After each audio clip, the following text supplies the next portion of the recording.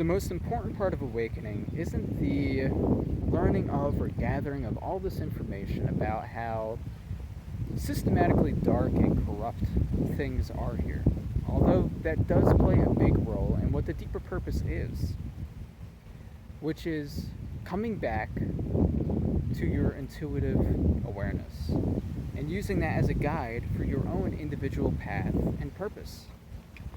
And many people ask, well, what is my purpose? And how do I know what my intuition is? And how do I own in on my intuition so that I can use it as a guide? Well, your intuition is an awareness beyond any measure of intellect or logic. It transcends the boundaries of time and space, and it reveals the non-locality of consciousness and how interconnected everything and we all are beneath the surface of what appears as physical separation. And following your intuition begins with something really simple, which is honoring your emotions, because your emotions are a guide back to wholeness or fulfillment within yourself.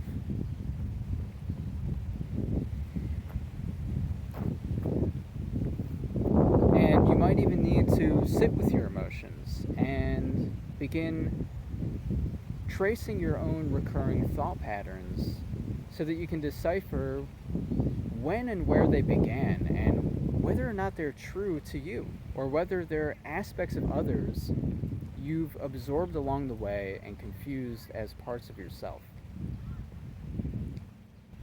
What happens here is, throughout life, but starting in childhood, we're conditioned with this false belief that our emotions are weak and insignificant or inconvenient because they're inconvenient to someone or some people in our life, whether that be our parents, our teachers, our employers, friends, partners, or even government with their decrees and usurpations of individual autonomy and liberty.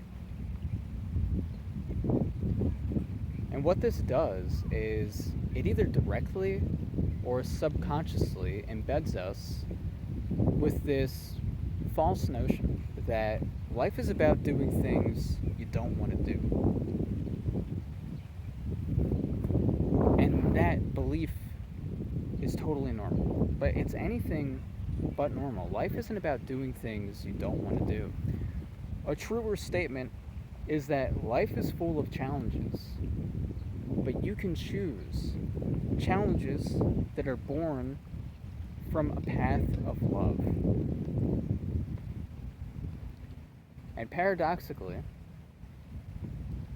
what brings our greatest joy or our greatest fulfillment tends to bring our greatest challenges.